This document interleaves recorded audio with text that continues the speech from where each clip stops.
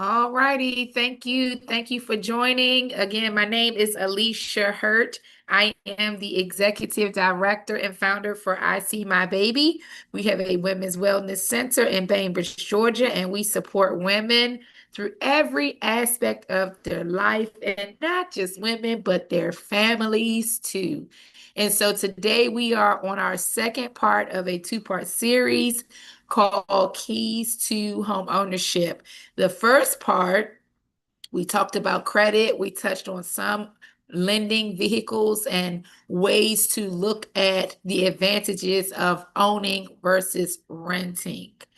And so today we're going to dive a little deeper and we're going to talk about the process through home ownership. We're going to talk about various grants that are available, and it's not an exhaustive list, but it is just to open up the discussion. All right, it's an appetizer, right? The main course is when you actually reach out to me and we schedule your clarity call so that we can coach you through the process. Again, we have a team of professionals to support you. As I spoke about the last class, I written a book some years ago about me overcoming obstacles of owning very young, losing my home, then owning another home through alternative methods of home ownership, such as rent to own. We touched on that.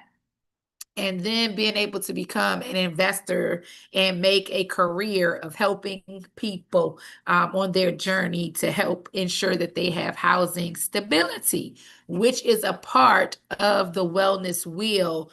Some people are more familiar with the hierarchy of needs, Maslow's hierarchy of needs. But all in all, you need food, you need housing, shelter, you need a sound mind, you need faith. And so what we do, it encompasses all to ensure that our community is uplifted and can take this thing further, generation to generation, generation to generation. So we're going to jump right in. And if you are watching the replay, I want to tell you in advance, thank you. And if you would like to reach out to me, you can reach out to me at aliciahurt.com, and you can schedule your clarity call.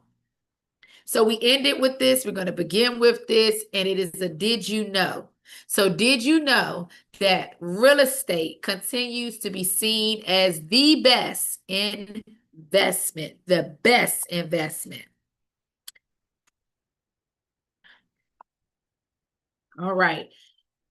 So this information is a little dated, but it is still relevant. So these numbers probably have increased, right? So they have released, and it's through Gallup organization, they release that real estate is the best long-term investment, i.e., our president, Mr. Donald Trump, has put some things in place to support real estate and to ensure that it is achievable and attainable. Did you know that? Read the fine print, look up all of those bills. And so 35%, 35%, 35%, you hear me, of those surveyed said that it was better long-term investment than stocks, mutual funds, gold, savings accounts, or bonds. And I remember those bonds my dad used to get when he was working at the hospital with our name on it. Real estate is better than all of that, right? Even stock investors rank real estate as number one. Did you all know that most of the restaurant chains, most of the big corporations, they dabble in real estate too. They own their buildings, they rent, right? They have all different arms to their organizations dealing with real estate, right? And with housing prices showing a path going up all the time, every year, every month, it's going up, right? Even stock investors are like, you know what? We need to choose real estate because it's going up more than these stocks, right? And it's almost guaranteed. So remember, here are the stats. It'll show you it, right? 35% versus that 22. Then it keeps going down to 17 for gold, and CDs and savings is 15%. All right, and those bonds are all the way down at 7%, not even a double digit. So the mortgage process, we know that it is your first home purchase. So some people probably have a mix. Some people already own, or like my journey, I had owned and then I had to file bankruptcy and then I had to try to obtain a loan again. So wherever you are in your journey, still listen and hear me and understand that we know basically you want to obtain a mortgage, whether it's for your primary home, whether you're like, Alicia, I'm ready to start investing. We're here to walk you through that process.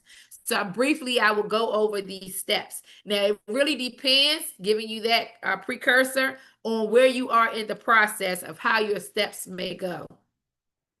So pre-qualification, right, is saying, okay, let me hear what's going on. Some lenders, which I love, they ask for your docs all up front before they even get started because they need to see the whole scenario, the whole picture, right? So like I said, it may look a little different. You may have someone to say, okay, I'll just do the application, run your credit, and then we'll walk it backwards. Whereas some lenders, especially mine, they will say, pull your own report first, because now pulling your credit, majority of lenders, they charge you. So you pull your credit for free. Let's bring it back to the table. Let's look at the situation, get all your documents, and then we're going to work this thing, right? So it looks a little different for each and every individual lender or organization. But nevertheless, once you're qualified, pre-qualified, then you find a house. You say, all right, Alicia, relative friend, I'm ready to shop. And I'll say, all right, let me see that letter. And we start to shop. You say, all right, I want this house. Okay. So we write the contract out. I go back and forth and negotiate with either that realtor or if it's an individual seller. We come up with an agreement. We ratify the contract, meaning that all the seller and the buyer has signed and agreed on terms. That is then submitted to a title company so they can start to ensure that there are no liens or obligations on that house. It's free to close with no problems. And then your lender gets a copy and says, all right, now we're going to verify even more everything that we've received to ensure that you can acquire that loan. And that is called processing and underwriting. The bank goes back and forth with the title company, with the buyer. If they have questions of the seller, if they need things from the seller, then we get that. And then in that process is the appraisal and the inspection. Appraisal means how much is this house truly worth? Because if I'm lending you $200,000, it cannot be worth $150, right? I will only be able to lend you $150, and then you need to come up with the other $50,000 or decrease the sales price, Mr. or Mrs. Seller. Once we get past all of that, then we're into underwriting approval. We've gotten everything back. The appraisal looks good. The inspection looks good. All of the verifications for your employment, Mr. or Mrs. Buyer, looks good. The title company has said there are no issues. We're going to go through this underwriting approval and get the final approval to say, you know what, you are cleared to close. We get those closing documents. I call you and I say, hey, Mr. or Mrs. Buyer, meet me at such and such location. It's time to sign the doc and get your keys. We then go to the house for the last time, walk it through, because this is it. Once you sign, the keys belong to you, and then you move in. So that's your next steps. So if you think based on part one with your credit, you pulled your credit, you're like, Alicia, I have at least at 550, 580. Alicia, I'm ready to shop. I have steady income. I've been working on my job for 2 years. My debt to income looks good on paper. I think I'm good to go. Then you can reach out to my preferred broker, Miss Marquita Bryant, and she can get you ready to go. Again, if you're local to Bainbridge, I do have mortgage lenders that can meet with you in person and do it as well, because everybody, they do things different. For me, I'm in the millennials where it's like, I don't see you. But then there are other generations or even some millennials that say, no, I want to sit down. I want to talk to you, right? That's fine. Just let me know and I can refer you to someone. All right, so let's dig into this home inspection process. This is critical. Critical, critical, critical. Because this is your first time in this home. You're trying to get an understanding for it. You're like, oh, the paint color looks good. And oh, I love the appliances. Oh, look at the countertop. Oh, my bed can go right here. But that's not the biggest part. Yes, the aesthetics are nice, but what's really going on with this home? And that's where the home inspection comes in. And I always recommend having a home inspection, no matter if you're buying the house as is, meaning the seller is saying, I'm not going to fix nothing. You're just going to take it how it is. You still need to know. Whether you have lived in it doing rent to own, you need a home inspection, right? Whether it's a brand new home that is being built, you need a home inspection. And actually, that inspection is very different because you're inspecting it every phase of the build process, meaning when they finish digging and start putting everything in the ground that you'll never see again unless this is a horrible situation at your house. When they start pouring, when they start putting everything, all the little stakes, everything, starting building, you are going there multiple times. You are going to hire an inspector to ensure every part. And there have been horror stories that after they've gotten their keys, everything is sealed up, looking nice, smelling good and new, that there were issues, right? So you want to ensure as a buyer, you get a home inspection. So again, why is it important? Well, like I said, the emotion often affects the buyer and it makes it hard to imagine any problems in this new house. There can't be any problems, right? Well, you need the inspection to ensure that, hey, if there are any problems that are possible, I need to know now. And you need to know why you're negotiating because a couple of things can happen. Once it's identified, you can say, hey, seller, I would like a reduction in the price of the house. Let's renegotiate. I would like for you to fix these things, right? I would like for you to just give me a credit and let me fix it. Or this is too much. I'm going to walk away. Walk away. This is the time to have that understanding. So again, when we are doing a home inspection and it needs to be a licensed inspector, and I provide you with, well, if you work with me, I will provide you with a list of preferred inspectors that you will call. Yes, it is a fee associated with it, but it behooves you to pay that fee. It goes over major things such as any type of plumbing repair that's needed, electrical services, any repainting, lead paint, right? Furniture repair, termites, anything of that sort that is like, oh, your roof, right? Wear and tear of your roof, any erosion around your house, right? Any settlement type issues they can pretty much point out, but then they'll maybe need you to get with an architect or some other person to help you with those bigger issues that are out of their general scope. But these are some of the things that they look for when they inspect your home. So again, like I said, what if there's a problem? What if there's a problem, right? So all homes, even the new ones, they have problems, and every problem has a solution. We just got to figure it out, right? So you need to have awareness and transparency, and you need to gain a clear picture of the house's true conditions before you buy it. You can negotiate. You can negotiate, and that's why you have me here as your realtor to negotiate on your behalf. And for you to make informed decisions. You can't make an informed decision if you really don't know what's behind it, right? What is behind it? Dishwasher look good, but does it run, right? Oh, the appliances, everything look nice, but when you run that water in the sink, does it leak out at the bottom? You know, you're so into, oh, yes, I want this house, it's so nice. But you need someone to have your back. So you need an inspector so that you can have that peace of mind. You don't want any surprises after you purchase the home. So again, it helps and it covers the standard home, insulation, attic, walls, windows, floors, foundation, basement.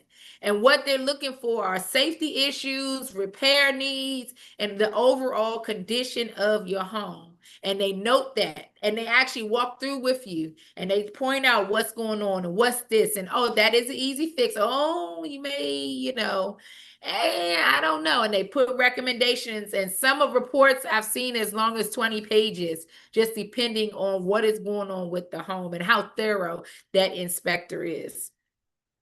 And they have optional services. So depending on where you live, like in Charles County, Maryland, there are certain areas that radon is just, you just get a radon test because of that area and the history behind that area. Mold, right? Not just the smell, but if it's moisture or, I don't know, it's a basement. Has it ever flooded? Does the current owner even know if it's flooded before? You can ask for those additional things. Water testing, if you have a well, plus any type of terminal imaging and energy audits to check for hidden issues and efficiencies.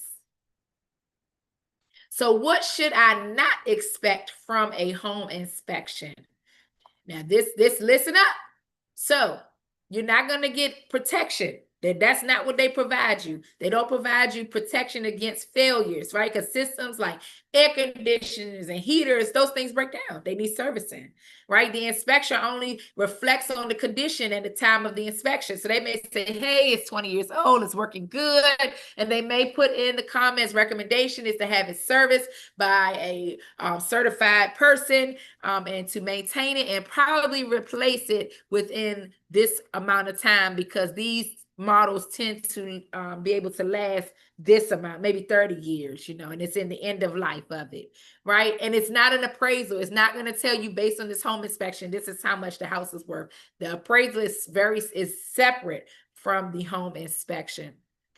They're not going to do a code inspection and verify any compliance with the building. They're not required to meet today's codes if built before revisions.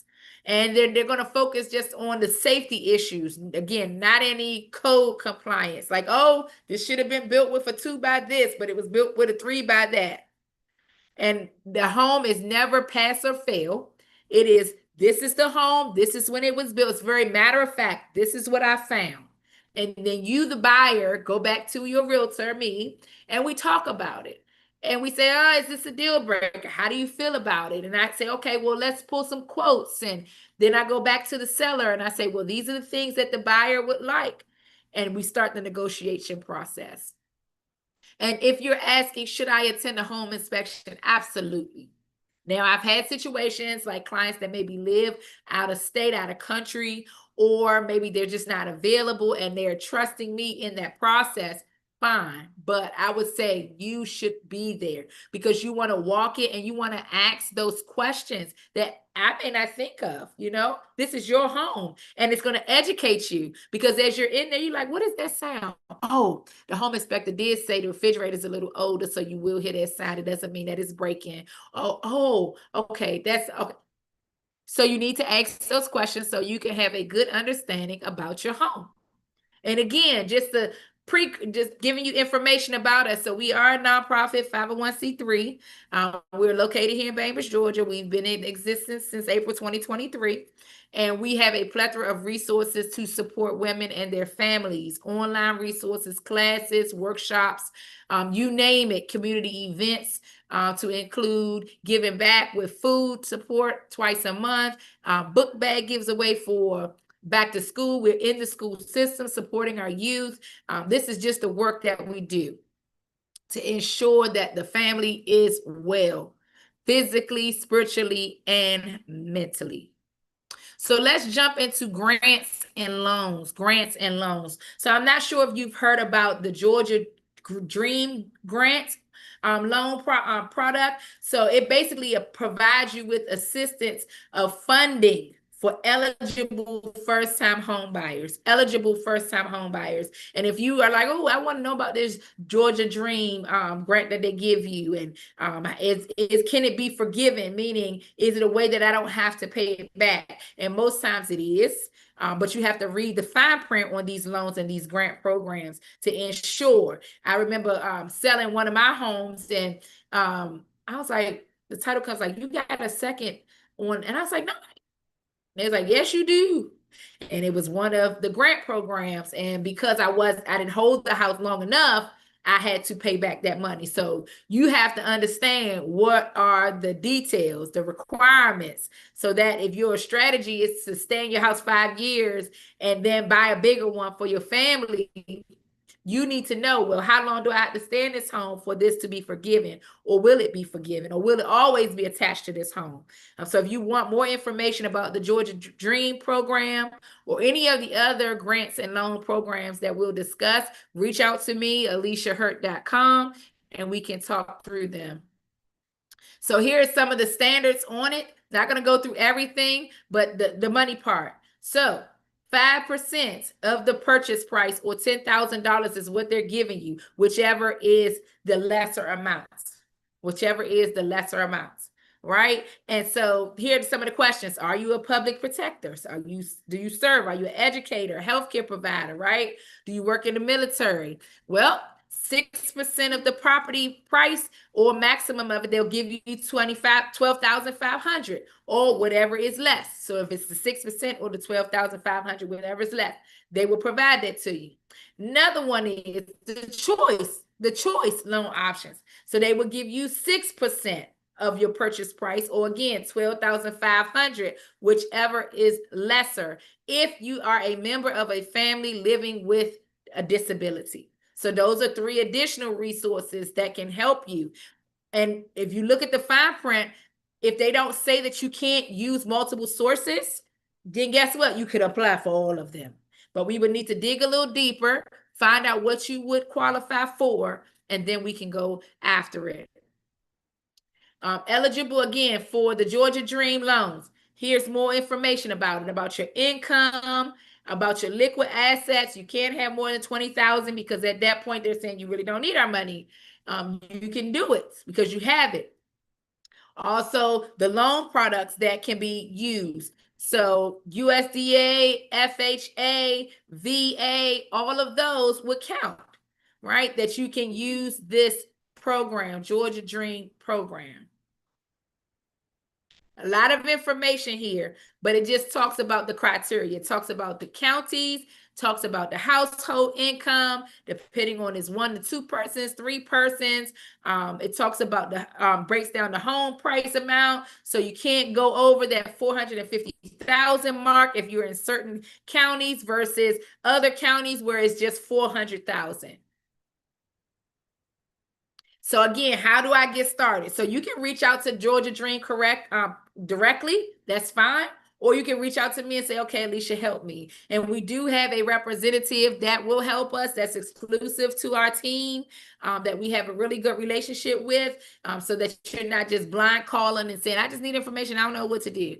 So if you are interested in any of those loans, products, grants, please reach out to me. Again, aliciahurt.com, ALICIA. HURTT.com, and then we can talk it through and get you going. Okay, the Community Home Investment Program, which is called the CHIP program. And if any of you have attended the council meetings, I would say maybe 4 or 5 months ago, they talked about having the CHIP grant here locally in Bainbridge.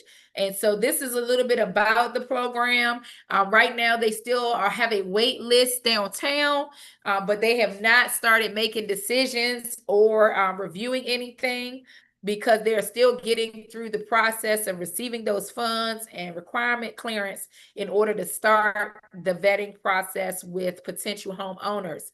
But just for you to note that this program is designed to provide safe, decent, and affordable housing in Georgia, right? And it is not just, I'm going to give you the money, but there's some matching involved as well. And so you want to reach out so that you have a better understanding. If you need help filling out the form, reach out so we can support you in that. It just gives more details, making sure that you actually own, you not just owning the home, but you actually live in the house. So if you own the home, but you're renting it out, you would not qualify for this funding. Also, new constructions and rehabs of homes up to $1,500,000. And that's a big deal. That's a big deal because most times, as you saw on previous screens, they don't go past $400,000 to $450,000, $500,000 mark.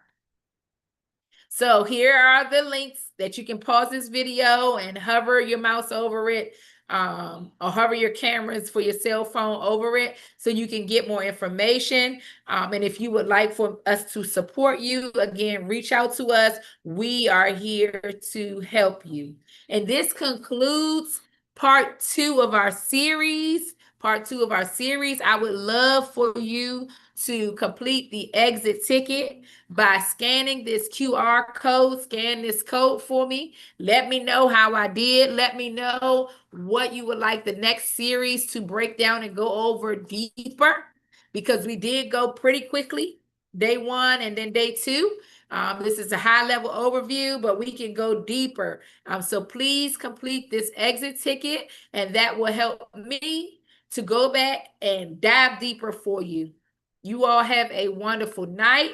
Please share this information because you never know who needs it. You never know who is pondering and wondering, how do I start to purchase my own home, get myself ready? And they may be ready. They just don't know. They just don't know, right? They don't know who to go to and who to trust. So again, my name is Alicia Hurt. On behalf of I See My Baby, the Women's Wellness Center, we want to thank you and know that we are here to support you, and you are not alone in navigating